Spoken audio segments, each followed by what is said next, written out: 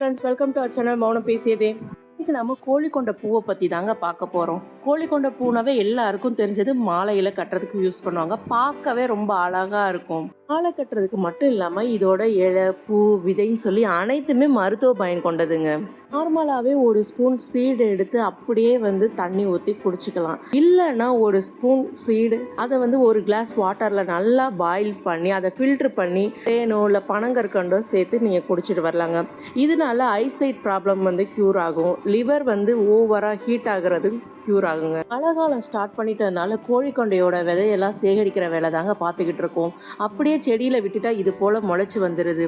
அதனால மழை காலம் முடிகிறதுக்கு முன்னாடியே கோழிக்கொண்ட விதையெல்லாம் செடியிலேருந்து எடுத்து அதை கலெக்ட் பண்ணி வச்சுக்கிட்டு இருக்கோம். கோழிக்கொண்ட விதையோ இல்லை செடியோ யாருக்காவது தேவைன்னா நம்ம சேனலில் உள்ள கான்டாக்ட் நம்பருக்கு கான்டாக்ட் பண்ணுங்கள். ஃப்ரீயாகவே வாங்கிட்டு போயிடுங்க. கோழிக்கொண்டை பூவோட விதை மட்டும் இல்லைங்க, அதோட இலை, பூ இரண்டுலையுமே மருத்துவ குணம் இருக்குங்க.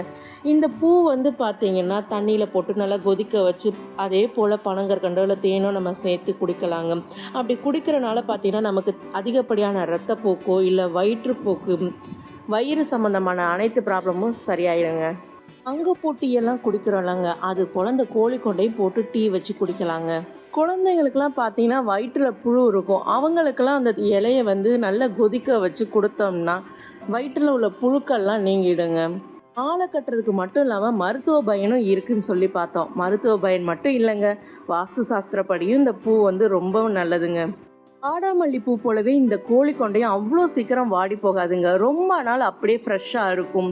இந்த கோழிக்கொண்டை பார்க்குறதுக்கு எவ்வளோ அழகாக இருக்கோ அதே போல் நமக்குரிய எதிர்மறை எண்ணங்களாக நீக்கி நேர்மறை எண்ணங்களை வர வைக்குங்க. நம்ம வீட்டோட முன்புறம் இந்த செடியை வச்சு வளர்க்குறதுனால நம்ம வீட்டுக்கு நேர்மறை எண்ணங்கள் அதிகரிக்கும். நம்மளுடைய பிடிச்சிருந்தா மறக்காமல் லைக் பண்ணுங்கள். சப்ஸ்கிரைப் பண்ணாத ஃப்ரெண்ட்ஸ் எல்லாம் சப்ஸ்கிரைப் பண்ணுங்கள். அப்படியே பக்கத்தில் உள்ள பெல் ஐக்கானை கிளிக் பண்ணி ஆளுங்கிற ஆப்ஷனை கொடுங்க. தேங்க்ஸ் ஃபார் வாட்சிங்.